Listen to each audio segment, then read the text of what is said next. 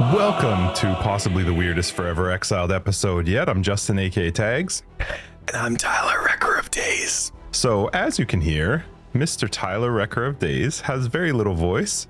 So we're going to make do. You're probably going to hear a lot more of me, but welcome to episode 223 of Forever Exiled. Big shout out to our patrons, new patrons this week, Alric and Padisha. Thank you so much for signing up, and everybody else who resubbed up. We love your faces. Patreon gets access to After Dark. It's our podcast after the podcast, which was a boatload of fun last week. We had our wives on and Chris. I had to change the name of the title. It's funny. The original name for that title was Titties and Tubs. And we agreed on that the night that we did the episode. And then the day that I went to edit and put it all together, I was like, I don't know if I can put that on YouTube, because we always put our After Dark title on YouTube. And I also, it made me laugh because you put in brackets wives and friends. No, wives and friend. And I was laughing at Christina. I'm like, it's funny because it looks like the titties are the wives and the tub is Chris, our friend. And Christina's like, well, yeah, we talked about that. And I was like, oh, really? I don't remember that. But there was also the reference to the hot tubs. Yes, there was. Yeah, we had some questions from Discord, which was fun. A double entendre. Yeah, nice job, Ty. So, I mean, how are you? How was your week? Let's see how this goes. I'm top of the moon, Justin. Never been better.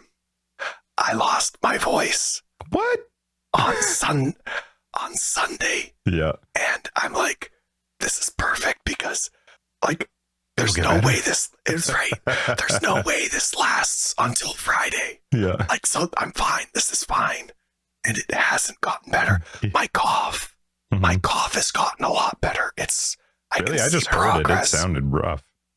Oh, it's way better. Okay, well, that's good. Way better, yeah. But he sent me a recording on Wednesday of his voice saying something like, what do you think? And I was like, yeah, let's do it. I mean, what else? We don't have any other option except canceling.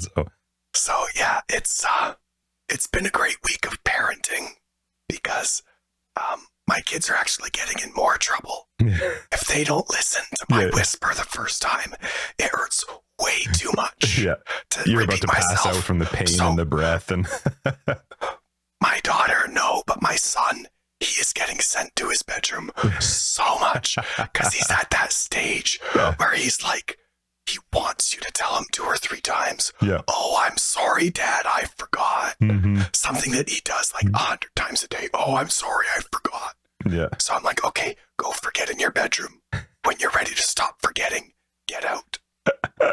What did I do wrong? I'm like, I'm not going to tell you. You know exactly what happened. I don't have the voice. I wish he was a little bit older to just be like, could you just speak up? I can't hear you. Oh, he is that kind of prick. Yeah. He's hilarious. I tell my wife, like, if you ever wonder what Oliver's going through or why he's going through it, talk to me because he is exactly the way I was. Yeah. Exactly. Oh, that's fun. So, but yeah, no, everybody's good. My kids are going to school. They're healthy now. Good. Like, we've had a very unhealthy house since the beginning of November. And now everyone I care about is healthy, so that's great. I'll probably have a voice next week, and then everybody will be healthy. It'll be good. Normal.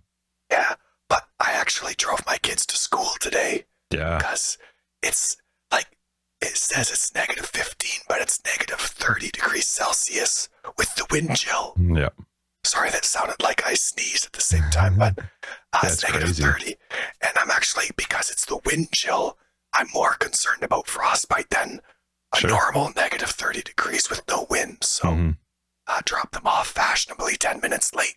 Yep. And I will get livid at the school if they send them outside for recess. Well, so yesterday, it's funny you say that. Yesterday, I was working from home in the morning, and I can hear kids at like 10 o'clock, 10:15 outside. And I'm like, what the hell? So I went upstairs to look out through the window, and I texted Christina. I was like, okay, I went outside and looked, and at that time it was -10 outside without the wind chill.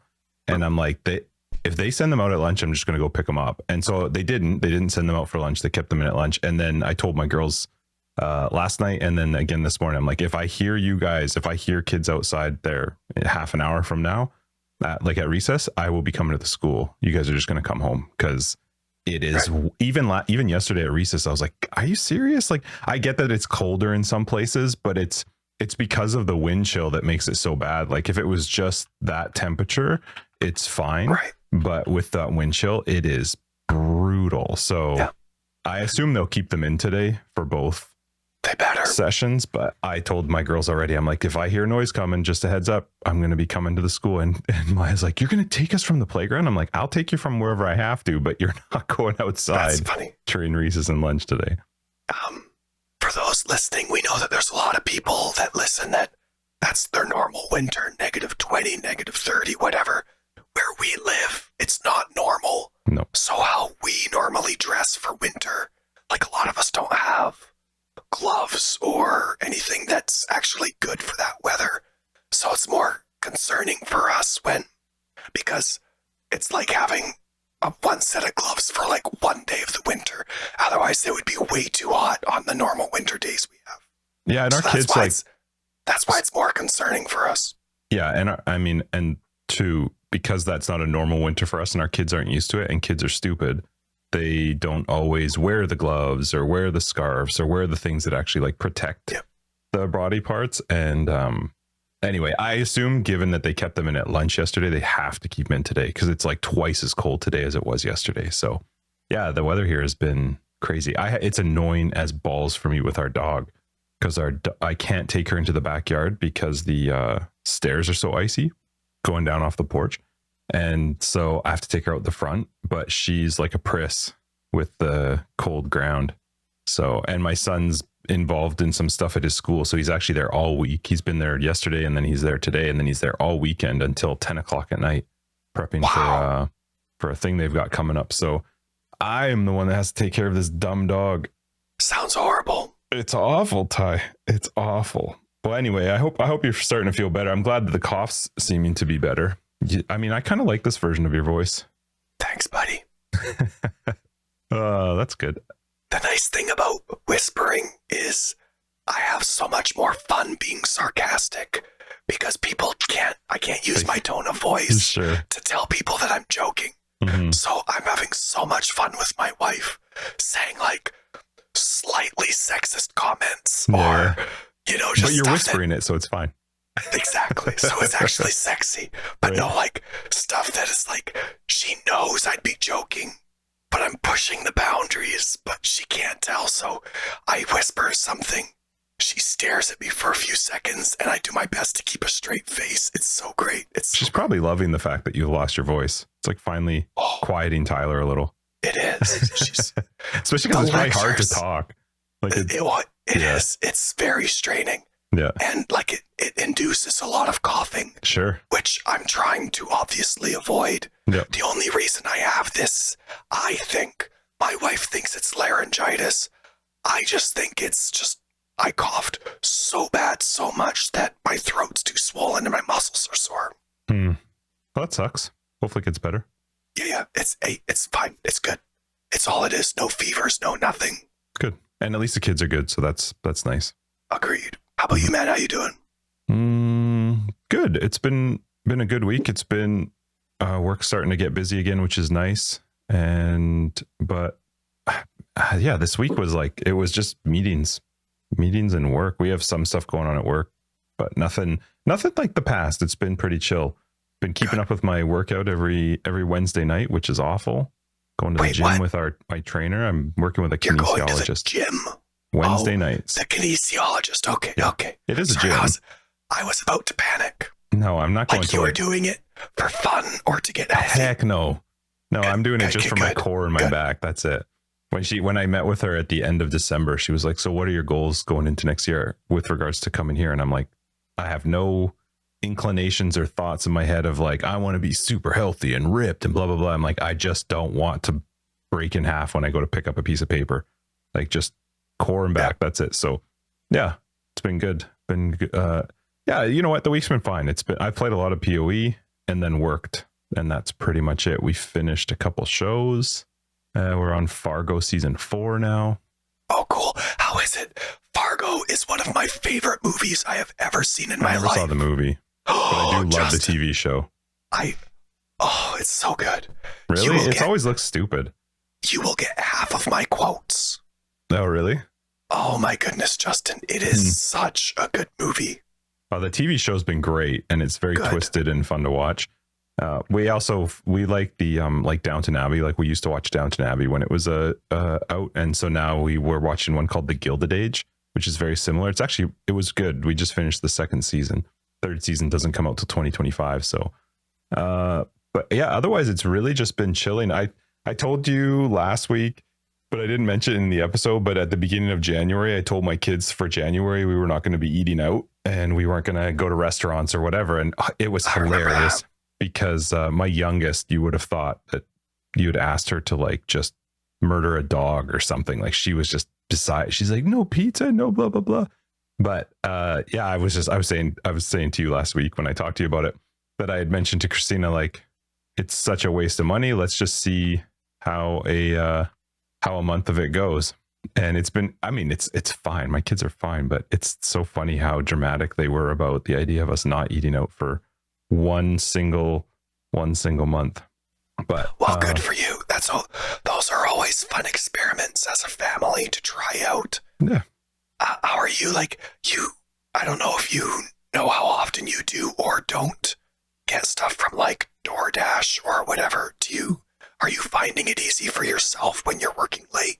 I've gotten better at getting back to doing all my smoothies and shakes for my lunch, because there was a period of time where I was just even in the past couple of weeks where I'm in a hurry and I'll be like, oh, I'll just hit the button on skip and get something sent to the house. But I haven't been doing that this week. I've been trying to stick to the thing with them, with the rest of them. So yeah, it's been an interesting week. But you know what? The food, we always have food in the house, and the food in the house is so much better than the food we bring in, you know, like from ordering in or going out. So yeah, it's been a good week. It's been a lot of PoE, and that's it, man. That's been my week. Pretty simple. I'm glad. You need some simple weeks. You've had it's been really hectic. 9 months of it's been very busy. So yeah, no, it's been good. So let's get into this week in PoE. Are you wanting to take this one on, or do you want me to go through? Shut up, Justin. Oh wait, I have unsaved changes. Hang on. Unsaved changes to what? I have saved changes. Go ahead, Justin. Take it away. So this week in PoE, what do we got? Let's go Tyler mode. We got talent competition. Hate everybody. They're awesome, but great job, everybody. You're doing great. Yeah, I looked through them. They're actually pretty sweet. Some stuff people made. Concept art. Oh, Tyler would say, I love when they do this stuff. It just looks so great. This is for, what is this for? Kyric's Vault Pass. Mystery Box and Kyric's Vault Pass. Yeah, I haven't bought anything this league. I haven't bought any packs. That's interesting. Why? It is, given how much I play it. Well, you normally make a point to support them every league. I do. What do you think the reason is this time? I don't know if I can put a finger on it. I think one of the things is this league, I felt like the one thing especially the way I'm playing this league, one of the things I'd really like, I'm not willing to pay for, which is I'd love to see that mob counter of how many mobs you killed in a map, but that's the map device for the most expensive pack. And American to Canadian is awful, and it's really hard for me to get behind spending 480 American dollars, which is probably close to 580-ish Canadian. Let's find out. 480. Oh, whoops. I said Canadian to US. Yeah, my guess is probably add about $100 to that. $640 for 480. It's an extra $160. Yeah, like it's just, and I have no problem paying that and supporting them and whatever. But you could buy your kids an Xbox.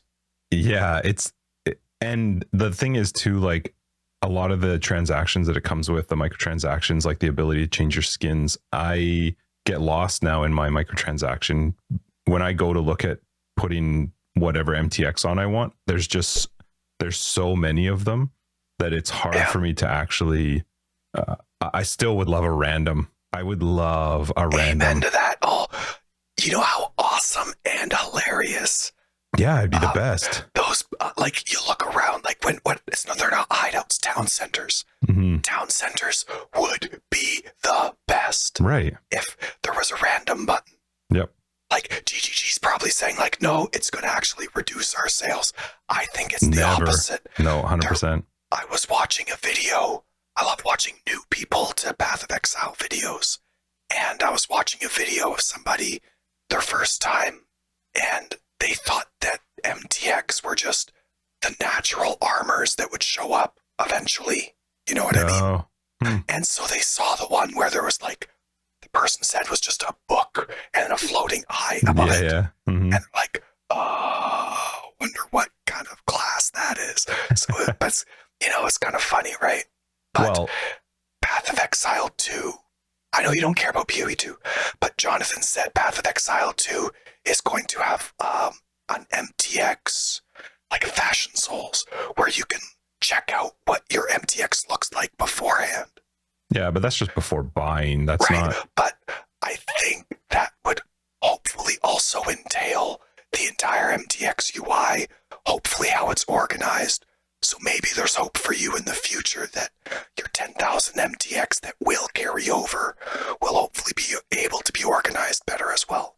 Well, I would bet that they could do a very quick check within their own systems to know that what we're suggesting is a good idea, in that just if they looked alone at what have people chosen as their choice for their portal. And I would bet you 95% of people have the option that just randomizes the portal each time they open it, which should give you a very clear indication that people prefer the random. It makes it way easier. It gives you a chance to see your different stuff. Like the ability for me to just open up the MTX window and hit one button, maybe each day I'm playing, just to randomize my look. That I would feel better about buying a pack, because you have to think too, if you buy the $480 pack, you're getting all 4 packs. There's so many MTX in there. There's so many different things that you can't use at the same time. So yeah, I heard somebody actually made a great, I would love this. I don't see them ever doing it, but I think it was on Discord. I don't remember where somebody said it, but somebody said it would be awesome if you could, if your hideout was randomized. Like if you had the option to just randomize, like have a bunch of your hideouts that you've built, and then maybe you're not always going to the same one or so. I don't know. It just, there's so many things you're paying for that you never get to see. And it would be fun for them to come up with something clever that allows you to actually feel like, if I buy a $480 pack and I get 4 sets of armor, 4 sets of all these different things, that I'm not wasting all of those other tiers. So yeah, I do really like their packs this year, but I'm like, I may still buy them. I am really enjoying this league. So it has nothing to do with like whether or not I want to support them or not. I definitely do, but I just, I think that was my biggest issue, is that with what I wanted, to me, was not worth the price. Sure, for sure. That, I really like that option. And I think it would be really cool to apply it per slot, just like portal slot. So you can pick the portal that you want, or you can randomize it.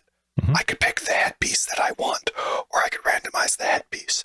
And I think it would be awesome if that happened on character login, because there's a lot of people with PoE 1 that use character login as, instead of using portal scrolls or waypoints. So it'd be funny, like as they're leveling or going through, escape to login screen, back in, escape to login screen, their character just keeps changing throughout their broadcast. You know what I mean? The MTX is always totally different. Maybe as an option if you wanted to turn that on, but I still would just love one single random button in the MTX that just randomizes everything, and then let me cycle through it a couple times until I'm like, yeah, that looks goofy. I'm good with that. Because for me, it just, I know a lot of people spend a lot of time in there. I just don't want to. I don't want to go through. And also, I mean, to the credit, I guess we'll see, but this is why I don't like talking about PoE 2, but maybe they are going to do something that's better. But the fact is, if I look at chess pieces right now, it's not really telling me much as to how it's going to look. So I got to select every single one to go through them again. So anyway, what else we got? Weekend weapons and shield sales. So there's sales going on till January 15th. So get your stuff. We had 2 hot fixes. One was just a hotfix 2, which was a fix a client crash during heist. And then the D patch.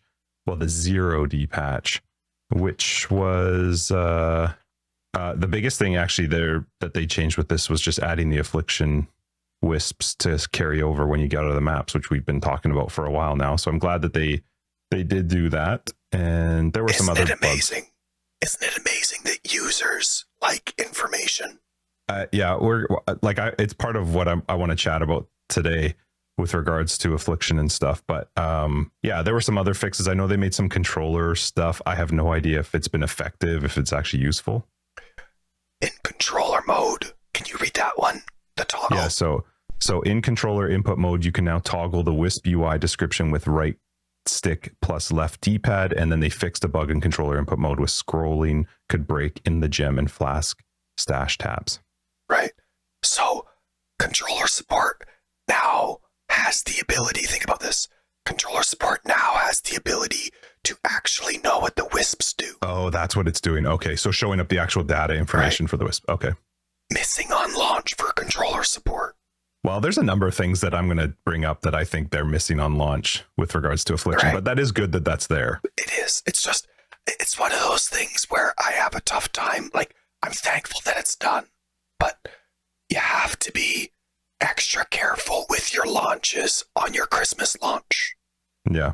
Yeah, like it's a month and a half later now, right? Like some things just, when you care about quality or when you don't care about quality, it shows in what's prioritized or how you plan ahead.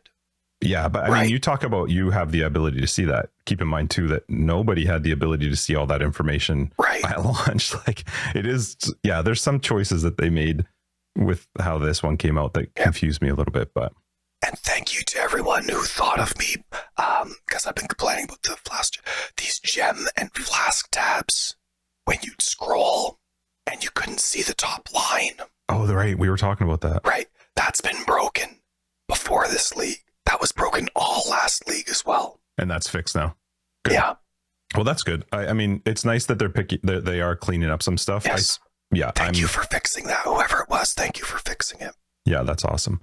There were two PoE 2 talks. So they were on, what is this, Jonathan and Mark Tavern Talk VOD. So you can watch that. I don't really know. What is that? Podcast with Mark and Jonathan featuring, and then I can't read the rest of it. That was the one with Gazi and Dark Microtransactions, the Diablo 4 guy who's converting to Path of Exile. Okay, cool. And then there was another one that says Ziggy D, Rays, and Nugian interview Jonathan and Rory. So there was another one.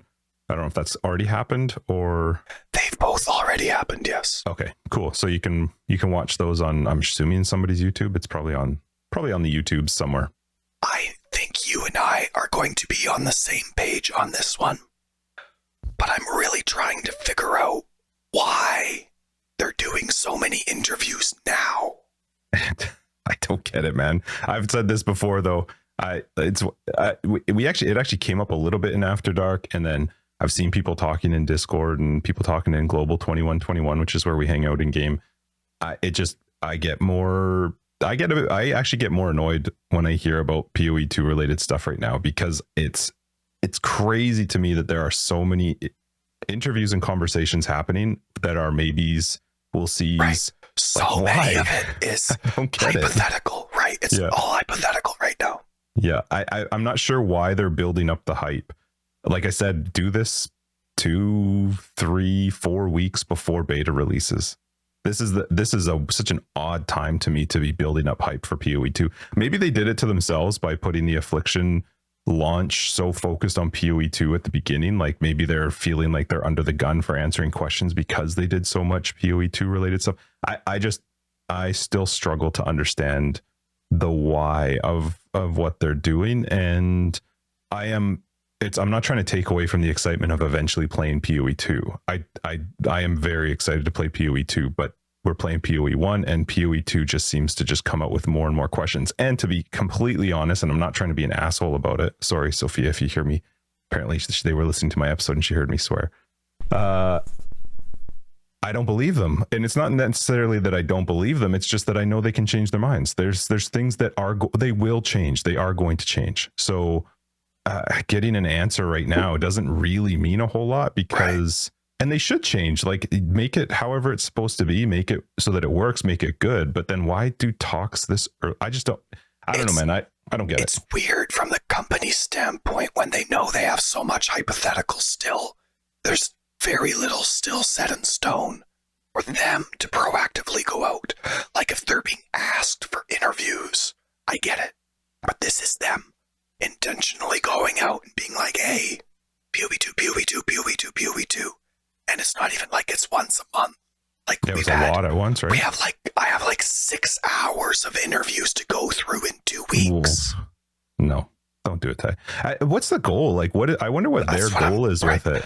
The only thing I can think of, I think I said this last week, but the only thing I can think of is they're looking for user feedback to help them make decisions. And I don't think there's anything wrong with that, but I think this is their way of throwing out some ideas, but getting some feedback, not just from the interviewers, but then hearing how Reddit or whoever else talk about it afterwards, and they're scouring, like, because to me, for Jonathan to intentionally spend a lot of time on the Path of Exile 2 Reddit is obviously intentional. He's spending his development time on Reddit. Why would that be? I think they're looking for a way to funnel some of the decisions or ideas they have and help them be like, okay, you know what? We can't decide between this, this, and this. Let's throw out some comments. Let's see what questions get asked and see if that helps us funnel some of our ideas. That's the only thing I can think of.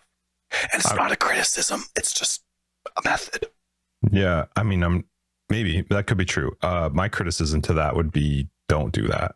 Do what you want, make the game the way you want, and use the beta for your feedback.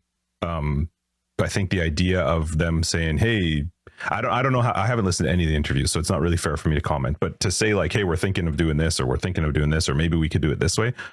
I feel like you could go back in history through the PoE 1 history and realize that the feedback sometimes you may get back is not always useful. I don't know. Again, I haven't read any comments. I have not read anything about the PoE 2 or any of these interviews. So maybe they have been good. Maybe they've been getting great feedback from them. But I do find sometimes in general, the PoE, the PoE, Tyler just Sorry, like, I did. I don't know what happened there. Well, I'm older now, so now I'm doing the things. Surprise you? It's one of those backwards burps that my dad used to always do, and I always used to roll my eyes when he did them because he did them so loud. Yeah. Anyway, all I was just trying to say is that sometimes the feedback you get isn't always useful. So maybe that I don't know what their reason for it is, and more power to them. Do whatever you want to do, and I'm sure it's great for the people who are interviewing them, because I'm sure that gets them a lot of attention, which is also great. Yes, definitely no criticism to them at all. No. Like get those views, get those questions. Yeah, do what you gotta do. I love that they kind of work together in the way where they're definitely watching other people's interviews. Oh, so that they're not asking the same questions. Oh, that's good. Yeah. Well, I like that because that's important. It is, but it's also, I like that it's just other content creators knowing and being aware of other content creators. Like, sure. Even if it's not because they want to work together, it's just, it adds that element of community because now more big content creators are aware of other content creators. And in the long run, that creates a nice community as well. Well, that's good. Anyway, there's a lot of stuff. There's a lot of content you can consume if you want regarding PoE 2. I know Tyler has a lot of PoE 2 stuff to talk about, which will probably eventually come up. But for me, I don't want to. It's so many questions. It's so many maybes. I've seen some clips that Tyler sent me or other people have posted in Discord, and I've watched them, but I just find myself afterwards going like, that was absolutely meaningless. And I'm not trying to be a jerk about it. It's just, I'm confused a little bit. I'll be excited for PoE 2 when we have a set beta date. Because even now, I feel like even that's up in the air. What I thought was going to be the case as of ExileCon 2, I still am not totally sure. I feel like things are going to shift again. And for me, it's just easier to not think about it, not get excited for it. So I'm curious, like, they have their, like, you have to make the engine, right? They've had to make choices. They've had to do things like the core of the game is set when it comes to drop rates and what ascendancies do what. That's just numbers, right? That's coding. You're not changing the engine for that. You know what I mean? So, like, the core of the game is done. But it's crazy to me because at ExileCon 2, the beta was a year away, and we're like, holy crap, the beta better be perfect. Like, that's a long time. And yes, I know the core game is done, but it still seems like they have a lot to do before beta. I don't remember where I saw it or if you told me or if somebody told me, but there was talk about like So when we met with Jonathan in Seattle and we asked him about the beta, he had told me that the plan was the beta was the full release. They wanted the full release of beta so they could fully test it. But then I thought I read or was told or something that there's possibly not all classes may not even be all ready for. Yes. So that and about 60 maps, but they do want all the pinnacle bosses there. Yeah, the maps does whatever. The maps is fine. Pinnacle bosses, that's great. But how do you beta test without having all of the ascendancies ready to be tested? And then is there a single beta test, or are we actually talking like a 3 to 6 month or even longer beta? Like I'm whatever. I don't want to keep going on it because I feel like I've just beat a dead horse. But like a beta to me is not. I don't want to play a beta for a year. I don't want to play a beta for even 6 months. I want to play a beta for like a month before it's going to come out, because PoE 1's going to exist at the same time. So yeah, I don't know. It'll be interesting to see how that all rolls out for them. Okay, so did you play this week? Yeah. First, though, I want to, just because I don't know how long my voice will last, I want to thank Freaky Doctor for teaching me some of the ins and outs on the trade site. I forget if it was After Dark or the last main episode, but I was talking about being on trade site. I think it was the PK episode. Okay. And we were talking about trading, and I'm like, everybody's only, like, I only want to trade for chaos, but everything's only showing trading for awakened sextants, because that's how this juicing league is going. Everybody just wants their sextants now, right? Mm-hmm. So, but I couldn't remember or figure out how to get it so that it showed in the currency that I wanted. So Freaky took the time, maybe 20, 30 minutes. Let Tyler just quickly die. Sorry, Justin. The more I talk, the more it makes me Freaky cough. Told you how to what? Just showed me the ins and outs of stuff I knew, stuff I didn't know, but just made sure covered all the bases on the trade site. And it's pretty cool because there's some new stuff in there that I didn't know. So cool. So that was really nice. So thank you, Freaky. Tell me about your week if you can.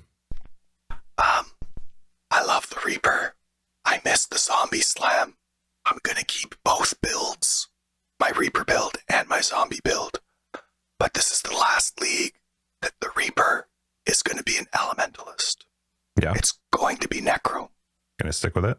I remember we talked about that, I think, last week in the main episode. You were talking about the difference. Well, just the differences between the two. Gotcha. And your thought process and honestly, the combination of the bone armor skill and having bone offering being able to apply to me as well. Mm-hmm. It's just so, honestly, in comparison to any other option I have with the tree that I like, it's really like it's overpowered in a way. Like, I like it, and I don't actually think it's overpowered, but it's so much stronger defensively than any other option. It's good. In terms of not like the way I like to play with not needing items and that kind of thing. So I'll be pure necro outside of Righteous Fire, which now is making me think, like, how can I make a Righteous Fire necro work? It's going to happen, Justin. It's going to happen. Uh-huh. That's good. Anyway, did you play much this week? I did. I tried to. My body is really still very tired from fighting. Yeah, I am. Yeah. So I've done, like, I do 2 maps and then fall asleep, right? Mm-hmm. Like, I die 3 times in my last map and be like, okay, yeah, I'm just going to quit instead of lose the rest of the XP. Sure. So I got up on some movies, but nice. Yeah, good theory crafting. Like, I'm enjoying still reminding myself what I like about the Elementalist, what bores me about the Necromancer, but still, like, trying to use common sense when it's fun per hour and trying to keep the Reaper as few buttons as possible. So I still, like, common sense makes me forget what gameplay is like, right? The less time I spend in gameplay, the more buttons I accidentally add to my game, to my theory crafting. The more time I spend in gameplay, the more my theory crafting changes because I'm getting rid of buttons. So it's a fun thing to go back and forth and hone the two. So this was a good amalgamation between both. That's good. I should have mentioned at the beginning that this was the ASMR episode of For that's right. Just Tyler's side. Oh, that's good. Are you done? Yeah, go ahead, man. You should take a drink or something. So I played a lot this week after our After Dark episode. I don't think I've spoken this much all week. My jaw is actually sore just taking that drink. Continue. That's awesome. I played a lot. So after we finished our After Dark episode, oh, that's cute. After I finished the After Dark episode, I got my Pathfinder. I think that was after the thing that I got him to 100. So I got the Pathfinder to 100. All on your own. Hand leveled it to 100. Good for you, Justin. Frustrating to die when you're going 99 to 100. I think I died 4 or 5 times during 99 to 100, and that is a little bit painful, but it is not nearly as painful as in past leagues. Like, it was like, oh, that sucks. That's 2 or 3 maps. I think I was getting probably around 4 to 5% per map. I was only doing tier 11s. That's lots of magic find. Yeah, it's crazy. So built up a bunch of currency, and then I was like, well, what am I going to do now? I was trying to figure out what I wanted to do, and then somebody had mentioned in Discord, I thought it was Stallone, but it was actually Sid, had mentioned some friend that was playing a Fulcrum Build. And I'm like, what is a Fulcrum Build? So I started to do some looking online and trying to figure out what this was. And Fulcrum Build is based around this particular item that drops in Heist. It's one of the end items in Heist. It's a staff. And so I started looking into it, and I was like, the build is behind actually playing as a chieftain. And the whole idea with the Fulcrum is that elemental ailments you inflict are reflected to you. Okay. And then they basically scale that to then explode with the chieftain and other explosion things. And they were using this build to do tier 16 with full juice. And that's what I wanted to do, because I couldn't get, like, with the Affliction mechanic, I could not go up into the reds. Like, even 14s were... Was it because you didn't have the damage, or you didn't have the survivability? Survivability. I definitely had the damage, but you could literally... a monster... So one of the most frustrating things about Path of Exile, but you're just dead. And it's not like I would love, like, even if they gave me a freeze frame of when I died, of like, what debuffs did I have on me or something, because the problem is those all disappear when you die, so you can't even mouse over to find out, like, what the hell is that icon? I don't even know what that thing is. So anyway, I was like, well, I'll give this a shot. I'm still enjoying the league. I do want to try doing some T16s. So I leveled up a Marauder and went chieftain, and I had a lot of... What did you do to level your Marauder? Oh, never mind. You had leveling stuff. I did. I had a lot of leveling stuff. So I used I'd seen somebody talk about this. It wasn't actually the best, but it was a kinetic bolt of something. It was some new kinetic bolt. And so I used that for leveling it up, which it actually worked super fast. It was really quick until I hit like middle of Act 9, and then I just kind of hit a wall. It sucked, but I had a lot of the gear ready for my character. So I had Josh come and just help me finish off Katava and just, get through the acts, so that I could actually start with my build. And so I got the build put together, slowly built it up. I had quite a bit of currency, so it made it easier. And then I already had some items that I was going to use on my guy. I had like the, what's the Defiance neck piece, and I had a Progenesis that people weren't using, but I was like, well, I'm going to use that just because it makes it easier. And then I picked up some of the items that I needed, started getting the build together, started working my way up towards the red tier maps. And it was a lot of fun. You basically you don't click anything. You click nothing. You basically just move.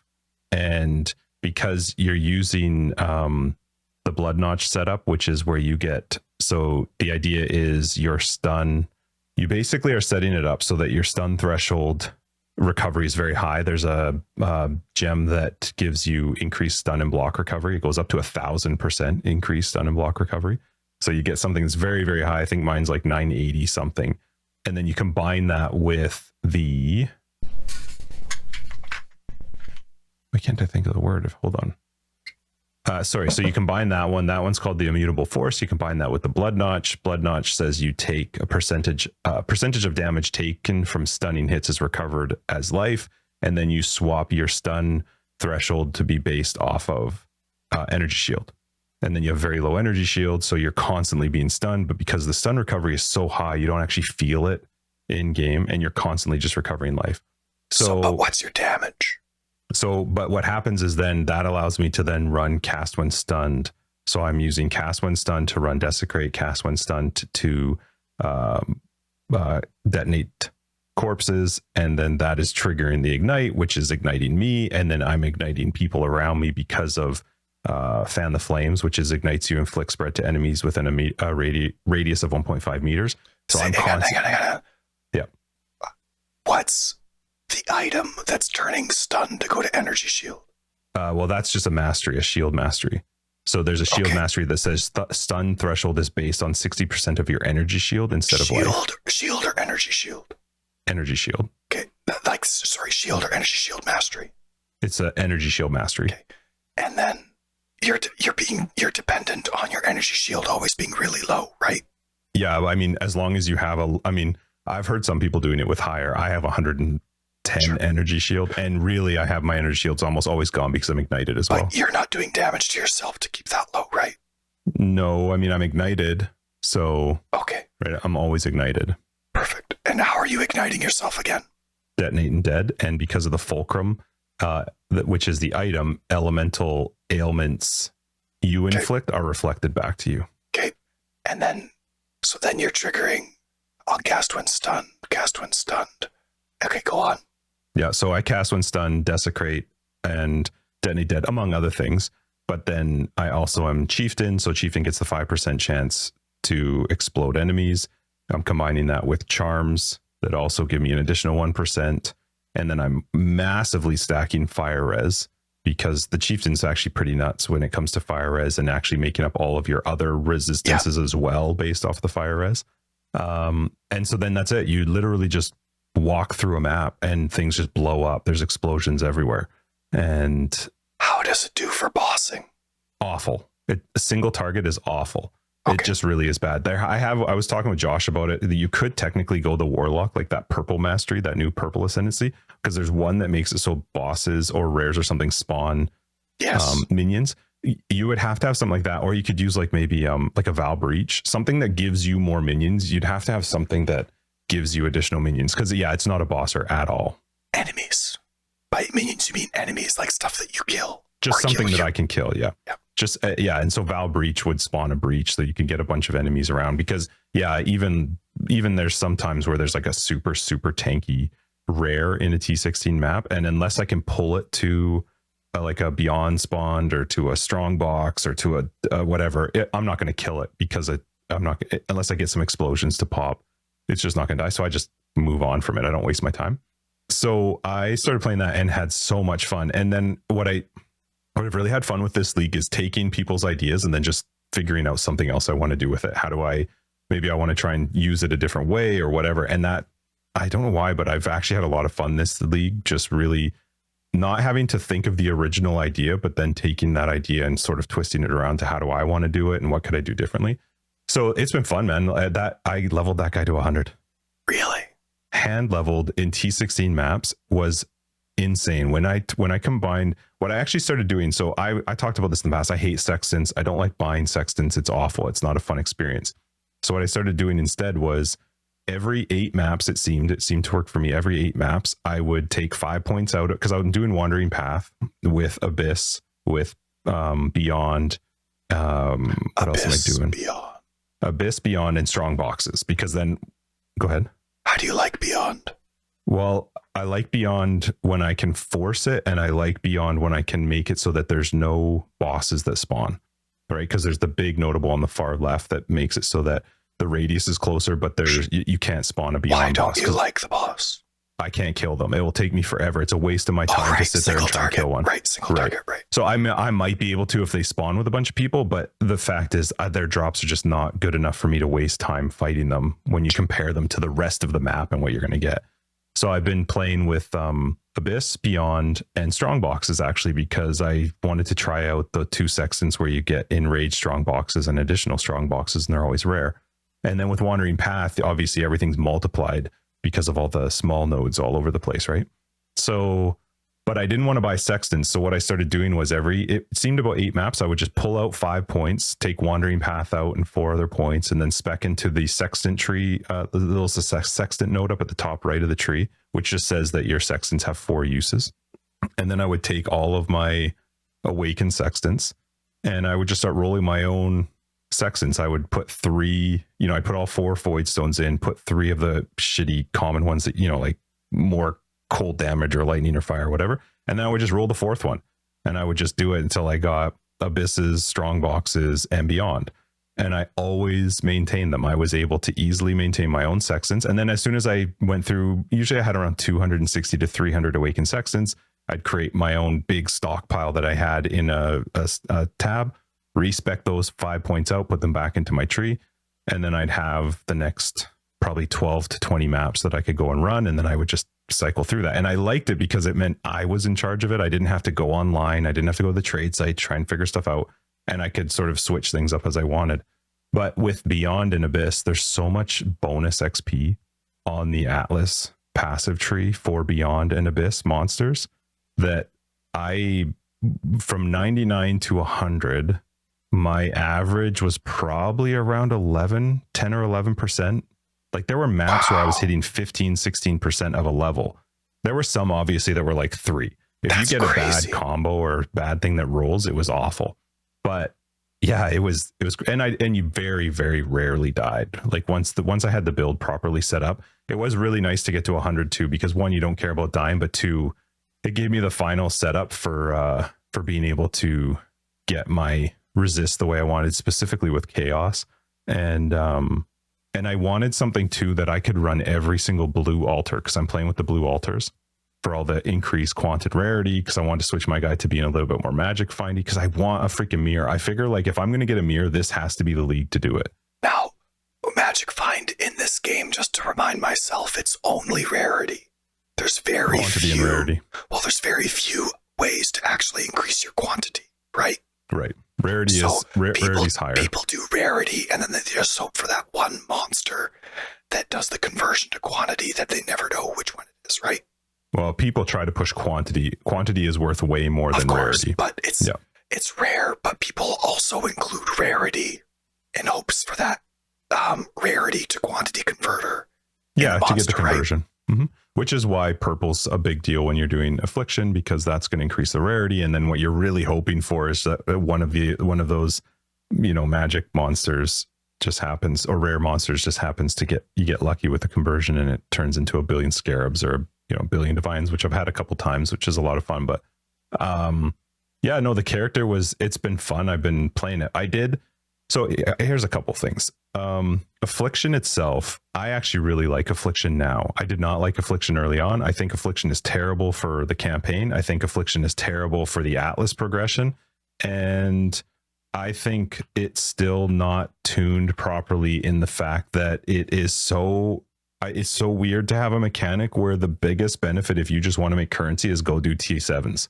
Like that seems so backwards. Like to have this, they definitely wanted this juicing mechanic. It was a really cool idea, but I don't think they figured a good balance to make it so that there was a benefit to doing them in the higher tier. But it also, so one of the things I've complained about, I still think it's stupid. There's no leave the Wildwood. I don't understand why they still haven't introduced some button to end the Wildwood and let me get out. Like the whole idea was this is your ability to juice up the map. You can choose how difficult you want to make the map, but you can't, because if you go like, okay, I think this is probably enough, I should get out. You think about Crucible, hold down the button until it charges, or some of these other leagues where you could dictate how much juice or how much trouble were you going to get yourself into. They haven't done that with the Wildwood. You're forced to stay in there, and I find that so odd that they haven't created a way out. I also think I have done a lot of maps now, and if you do a map with 1,000, let's say 1,000 of each color, you get a Wildwood that has 1,000 of each color. I would take that any day over a single map with 6,000 purple or 6,000 blue. That combination of 3 close to each other, not super low, not super high, is insane. Like I can't even tell you how much more loot you get when they seem to be the same. And I don't understand Like, yes, they tell you when you mouse over what they do, but there's no understanding of like, how hard are you making this? Like, is there a different, let's say if you had 500 blue and 100 of the other two, right? So if I get 500 blue, I get 100 of the, obviously that would be a terrible map to run. It's not going to be very good. You're not going to feel great about the drops. But is there a difference if that ratio is multiplied by 10 and now I've got 5,000, 1,000? Did I actually make the map harder? Did I affect more mobs? Like, there's nothing. It might tell me that they get crit or crit multi or additional projectiles, but it doesn't actually give you any real information. I have no idea if 6,000 blue is harder than 600 blue. I just know I'm going to get more stuff, but I actually don't know if I've made more mobs juiced or if I've made the juiced mobs harder. I don't understand how the affliction mechanic is actually working within the map. All I know is try to get 3 numbers similar. That's it. Because if I do that, I'm going to get tons and tons of loot. That's just how it's been working. So I know there's been a lot of talk. We've talked about it in our Discord. People have talked about it. Some people love it. Some people hate it. One of the things that I was thinking about it this week. So I'm doing T16s. I'm doing Jungle Valley because I can do the altars. I know that the boss doesn't, I won't get the boss modifiers on the Atlas on the altars because the boss technically hasn't spawned in Jungle Valley yet. So you only get the ones that affect the mobs. That's a good boss for that build because of all the enemies that keep showing up. I never even fight the boss. I leave as soon as I'm done with the map because there's no benefit to me killing the boss. Unfortunately, I wish that there was. I don't think they've done a good enough job with making bosses worthwhile to fight unless you're spec'd into something with Maven or whatever, but or drops based on the boss rate. But I was thinking about this week. So I'm doing content that's very hard. Josh and I have been doing mapping together, and for quite a while he was struggling to stay alive because of how hard it is. I had last night I was doing some maps with Josh, and Thalon actually came and joined us, and his new character was not able to do it. He came in with his original character and was able to live, but like, that's just the nature of it. They're very, very juiced. They're not made for every build, and they're rewarding. That reminds me of past leagues where you could do these really high delirium maps and people were farming Crimson Temples, and I knew I was never going to do it because that content wasn't for me. It was way too hard. I was going to die. I feel like they've kind of done that with this, except that they've tied in the actual league mechanic to it, which is so, it doesn't make any sense to me, because you would think they would want everyone to enjoy the league mechanic that they've created, but they've made the league mechanic so hard in the higher tiers. And the only way that I could on my original character do the league mechanic in a T16 map was just make sure I didn't, no sextants, no scarabs, like just basic. But then the rewards just didn't feel as great when I was doing them. And the whole reason you're doing the league mechanic is the rewards. That's it. There's nothing, you actually don't get anything out of the league except the rewards from inside the map. You know what I mean? Like, we've had other leagues where there's some purpose to doing something else. This is how juicy can you make the map, and then go kill the stuff to get the juicy stuff that you just put into it. But when you make it so hard as you get into the higher tiers, yeah, I feel like they missed some balance mark in there, because it's way too rewarding to just go do the T7s and 11s. It's only strategic after you've completed the Atlas. But 100%. If you're going for Atlas completion, you're actually avoiding the league mechanic. Yep. Till it's done. And so I like the idea that if you're a new player, you're not going to get out of white maps with the league mechanic. Like, that's just how it goes. I like that. But for there to be that, again, there's that middle ground where they're thinking about what it's going to be like at the end, not the progress along the way. You want to be able to actually progress your game with the new content. So I agree with that middle step there. Yeah, I feel like there's just something missing on the balance. I do say, like, for me, the content has been so much fun. Good. I've had so much fun playing this league. I love the idea of juicing the map, but I will say, if your build can't take it, like Josh was ready to quit. He was really frustrated because he could not live in higher tier maps. And it's not the normal mindset of a Path of Exile player to be like, I'll just sit in the middle. You know, I'm not going to do the T16s, the T15s. That, like, we've literally been trained, do the T16s. You need the item level 83 items. That's where you're going to get the best drops. Why would I bother when I can go do a T7, collect loot, and then go buy the item? Like it's just, they've kind of shifted things around that way. I think one of the things I was thinking about this week though, with regards to Affliction and why I like it, is it's casino-ish to me. It's very gambling-ish. It's very dopamine hit, listening for the tink, that noise of something dropping.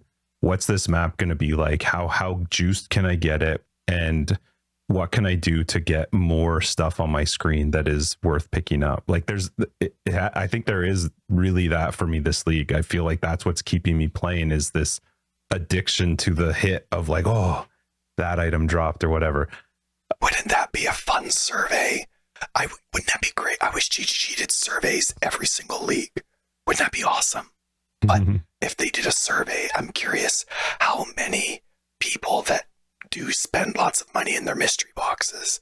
I'm curious how many of those people are the ones that are still playing the league, and how many of the people that don't play that don't care or are succumbed to mystery boxes, how many of them are still playing the league? That'd be a fun. Well, this league, you get that hit. You don't need to buy the mystery box. Just go do a map with a bunch of juice on it.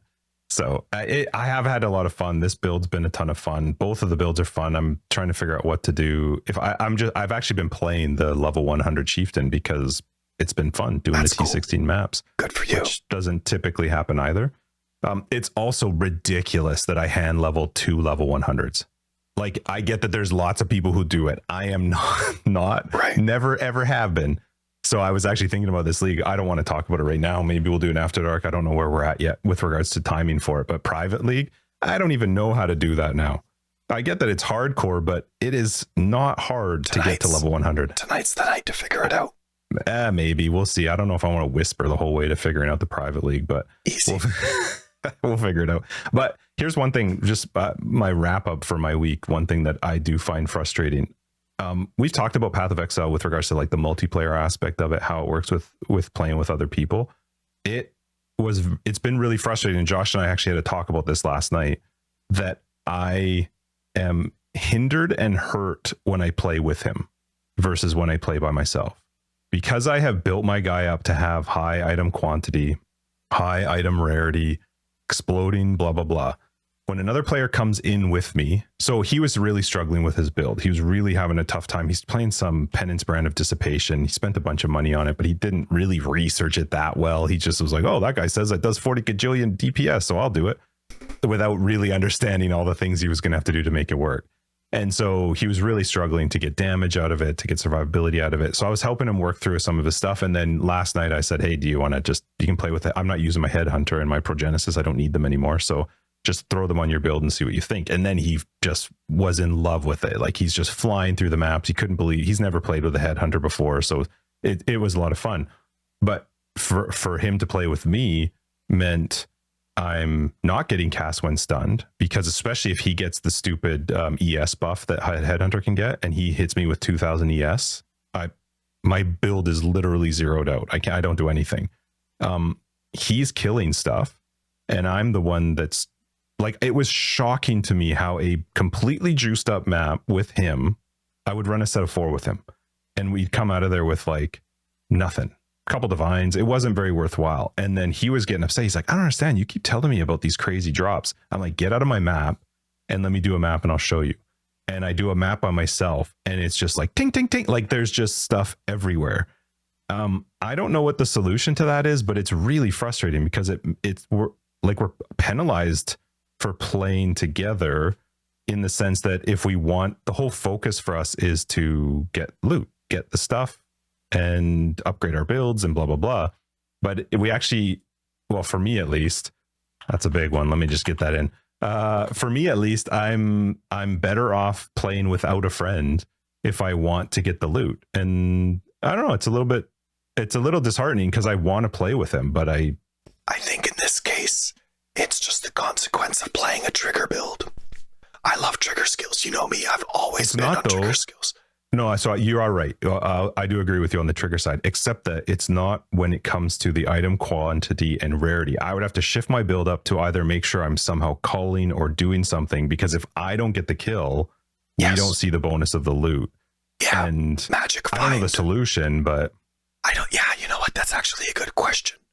Like, so let's say you're part of Path of Exile too. You're making an ARPG and you want Magic Find to be a part of it, how do you think Magic Find should be a sole self-found experience? Or do you think that it should be capable in co-op, keeping in mind that everybody you play with could also be magic finding, and then that turns almost into something possibly stackable? Well, my feeling towards Magic Find is I would just rather it not be a thing at all. I would rather them fix the drops and make it so that when I'm playing with other people, the quantities increase or something, which I know there are some of that stuff that is in the game, but I would rather not feel like I'm building my character around magic finding and just building my character to be strong, but I'm getting the benefit of playing a lot or maybe playing harder content. Like the problem right now is it doesn't actually feel like the harder content. And I'm not talking Affliction. I'm just talking about PoE in general. Yes. I don't feel like there's a really good correlation to, okay, I'm playing the harder content, I'm going to get the better drops. There is a little bit to some degree, but there's too many of the drops that it's not really worthwhile. But I would rather that Magic Find wasn't actually a thing, or Magic Find was just applied to the map. So the map has this increased quantity or rarity, but don't give me and my gear that. It's a dead mod. Once you enter, like, it's a mod on your gear. It's a global mod to everyone. But then it adds it to the map, and then it doesn't adds nothing. That's an interesting idea. I just don't like the idea that I have to play a certain way. Like, I don't mind the idea of playing with Magic Find. It's been fun. It's been, just figuring out how to do stuff. But it completely negates playing in a group 100%, unless I can find some way to make it work. And so I actually spent some time last night and I was like looking at what the options are. You can play with I could make Josh somehow put on Southbound gloves, which means he can't kill anything that's not frozen. But the problem is he does poison damage, and poison goes through the Southbound gloves, so it wouldn't count. He would still get the kill. Then I was looking at these. I saw these actually while I was doing a map. They were Gravebind or something. But what it says is enemies killed near you count as your kill. And when I first read that, I was like, couldn't you screw somebody with this? Like, if I was playing with somebody that was supposed to get headhunter buffs or supposed to do Magic Find, if this thing says enemies killed near you count as your kill, couldn't you negate people's bonuses to some of that stuff? But then I was thinking, like, maybe I could somehow incorporate those gloves into my build to get the benefit of my quantity and rarity, but I don't want to. Like, it's just like, I don't know, man. It's weird. I'm trying to figure out where that balance is to playing with him, or maybe I do a different build when I'm playing with him, because I'm investing quite a bit. I need the Awakened Sextants. I want to sustain it myself. I don't have to go and buy them. When I did a map with him, I was showing him, we did a set of 4 maps. With those set of 4 maps, I think we averaged about maybe 8 to 12 Awakened Sextants per map. So in the course of those 4 maps, we averaged about 12. When I did it myself, and I showed him, like, I did another set of 4 maps by myself, my divines were obviously way through the roof, but my Awakened Sextants, I think I averaged around 35 to 40 per map. Wow. Like, you're talking about a quarter less, which means I can't sustain rolling these Sextants on doing the ones with him. So I don't know the solution, but it was a bit of a frustration for me because he really wants to play with me. He's like, it's so much more fun to play with people, which I do understand, but I'm like, I got to figure out something else because I can't sustain rolling these Sextants, or we have to do something different, but then you don't get the benefit of the juice. I don't know. I'm not really sure what it is, but just another thing to figure out with PoE. But tell him to be an Orobot. It's funny. I was working through with his build with him, and he's struggling with some things. He wanted to try and get, he wanted to put the headhunter on, but he was struggling with, I think Corrupting Blood was the thing he was struggling with. And I said, well, okay, you don't have a jewel. He didn't have a jewel slot where he could fit in something like you're immune to Corrupted Blood. He didn't have one of the masteries available where he could just say Corrupted Blood's not available on him. And he wanted to use the Progenesis, which meant he wasn't going to have a flask that would remove bleed. So I said, well, why don't you just take, I said, what's your minor god? Like, why don't you just take, I think it's Ralakesh there's one of them. I don't remember if it's Ralakesh or whatever. I think it's Ralakesh, where you don't take damage when you move while you're bleeding, and Corrupting Blood is capped at 5 stacks. And I said, you have enough regen to easily make it through 5 stacks of Corrupted Blood. You'd be fine with that. And you don't take additional damage when you move while bleeding, which is monstrous. That's what will get you killed. I said, what are you using as your minor right now? He says, oh, I think I'm using Tukahama. I said, okay, well, I pull it up. I look at Tukahama. I'm like, but Tukahama is based on being stationary. You get increased physical resistance when you're stationary. He's like, yeah. I'm like, you don't stop moving. I've never seen you stand still. Your character is running like a chicken with its head cut off because you're so scared of dying. He's like, oh yeah, I guess that I don't really like, I was like, anyway, it's just funny. I know that's the way he plays and it's so much fun, but I did have fun trying to like help him adjust his build, but it's kind of hampered me now and trying to play with him and trying to either figure out a different way to play.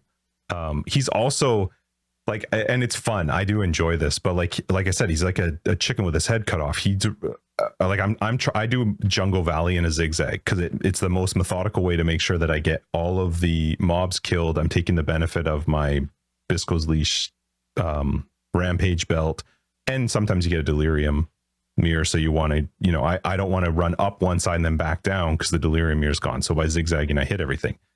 He knows that, but he's so scared when there's a big group of mobs that he runs. But instead of him running backwards where we've been, he runs forwards and then he gets some more mobs on him. And I also have Abyss. Well, you can't hit those Abyss if we're not ready to hit the Abyss. You should ask him how often he runs over an Abyss by accident. It's unbelievable. That's hilarious. Yeah. And so, but it was just so funny that he was using a stat that was helping him when he was stationary. I'm like, dude, you've never stayed still ever. That's funny.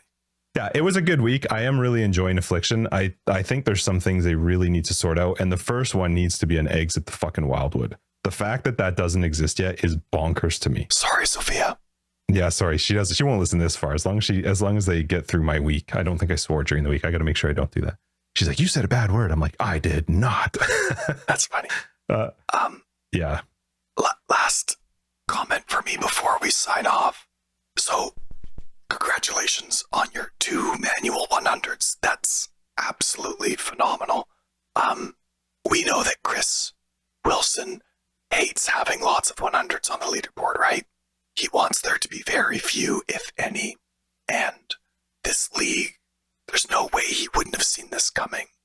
Maybe not to the numbers that there are, but there's no way that he could see this XP improvement and be like, okay, this goes kind of against my principles of getting to 100. There's already too many.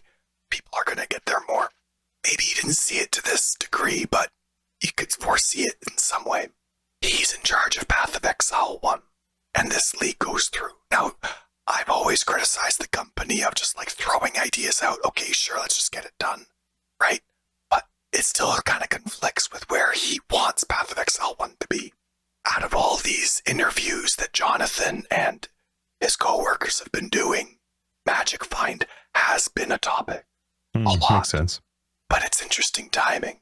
It seems to me that this was agreed upon to put in at whatever state so that people working on Path of Exile 2 could be like, I don't know, monitor the data so that they could figure out what they want Magic Find to be like for Path of Exile 2. Because they've said they want Magic Find to be in the game, but they don't want you to feel like you have to use it. You are going to have to sacrifice something substantial to run Magic Find. So, but they don't want exactly what this current league is, where it's better to run lower tier content with Magic Find than it is to run top tier content with Magic Find. Or even without. Like, exactly. Or whatever, yeah. So, but that's been a big conversation in almost all of the interviews. So the timing of it seems well, I guess those topics are probably coming up by the people that are doing the interviews because they're players, yes. So they'd probably be knowing what's going, but the craziness of what Magic Find is right now. It just seems like a very good time for Path of Exile 2 designers to be considering that as they go forward with the other decisions that they're making for, like, what if you have an item find class? What if you have something that can encourage that? I don't know. Like, it's good timing for them to consider that information, and what better way to do that than with your entire community focusing on. Yeah, it'll be interesting to see because next league is going to feel pretty rough for people who have been playing the Magic Find league, this league, to go from this. I was even thinking about it for our own private league. Like, it's going to feel gross to do a zone and be like, where's all my stuff? Like, it's so different right now. There's just, your screen is cluttered with, and my filter is wickedly strict, like insanely strict, and there's some maps where I can't pick everything up. So yeah, it's going to feel different. It's going to be like when they did the harvest here's all your power and we're taking it away. This isn't power though, right? You have to remember, it's not like they're changing anyone's build. I mean, maybe some will see something, but it's not like there's a build that is like broken or some crafting that needs to be changed. It's just the fact that right now there's a modifier to the map that's happening that's making it super juicy and magic findy. I still argue with people that I don't think there's anything at the core of the game that's broken and causing this problem. It's the fact that how Affliction League mechanic interacts with those core things, and those core things have been there for at least 1 or 15 leagues, so they weren't broken. It's just that Affliction has brought in this new modifier that's making it pretty crazy. But yeah, it'll be interesting to see. They got to fix the Wildwood. Like Theta just got back from his trip. He was online last night and he was like, hey, how do I get out of this place? And we were like, just keep running into the dark. And he's like, what? I can't get out? Which first off, I was like, hey, have you not listened to any of our episodes, you turd? But yeah, I was like, yeah, just run into the dark. You can't portal out. That's not going to help. There's no portaling out. You just keep running. And that's crazy to me. Like that should never have been the way that they set it up. I don't understand. I can't think of anything that's a pro to why that's a benefit to doing it. I can end most content myself. Like almost every piece of content has the ability for me to end it. If I want to end it, I can end it, or I can run away from it, but I don't have to keep doing it. With this one, you could run and all of a sudden you're screwed because you run into something that's harder. If you want to leave, you have to exit the game. Yeah, you can't even portal out. It's crazy. Yeah, it's so... Well, it's weird, though.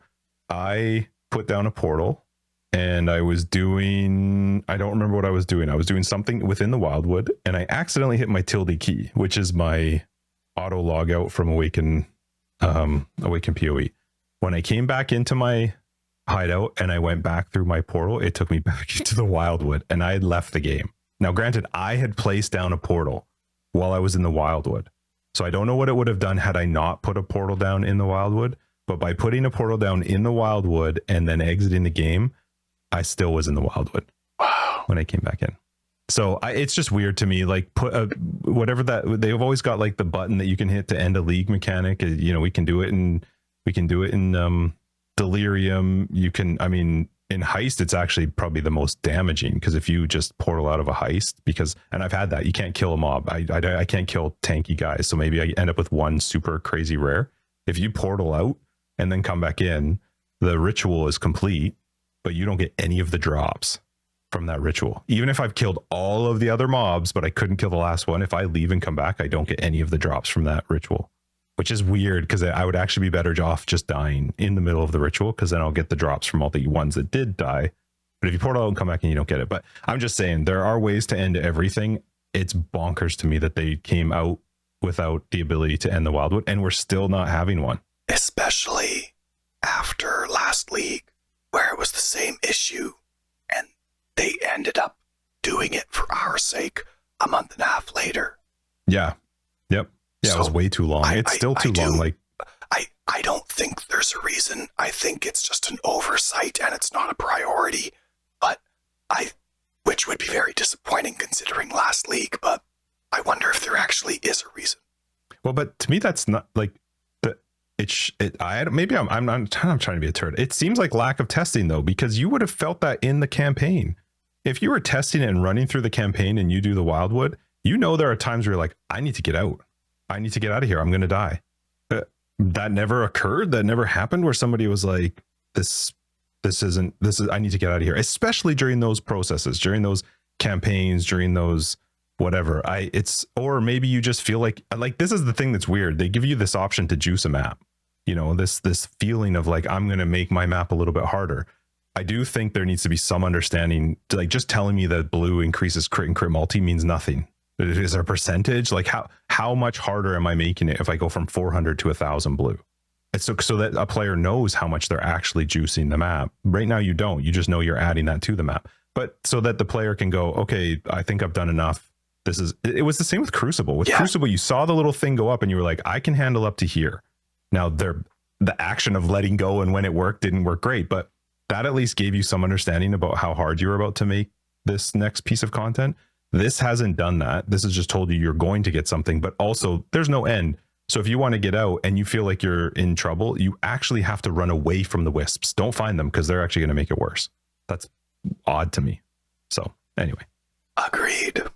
Yeah, but you know what? It's been a good week. I do like Affliction. I've had so much fun doing it. I'm going to continue doing it. I'm going to try and find some ways to make it work where I play, or otherwise I'm just going to try and delete all my friends so that he doesn't know when I'm online, so that I can continue to get the loot. But you'd have to leave the guild too.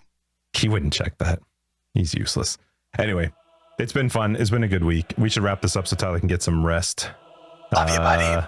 Love you. ASMR at edition of Forever Exile 223. I'm Justin, AK Tags. Tyler, Wrecker of Days. Patrons, we love your faces. We'll catch you in After Dark. Everybody else will see you next week in 224. If you look for more information, you can find down below. Website foreverexiled.com, or on Twitter foreverexiled82. We have a very fun Discord. Get your ass in there and say hi. And patrons, other ways to support the podcast, you'll find them on our website as well as in the notes somewhere. Don't forget to hit the smash, the like, the comments, and the... We said that in After Dark last week. It made me laugh. Anyway, do all the things. Thanks, everybody.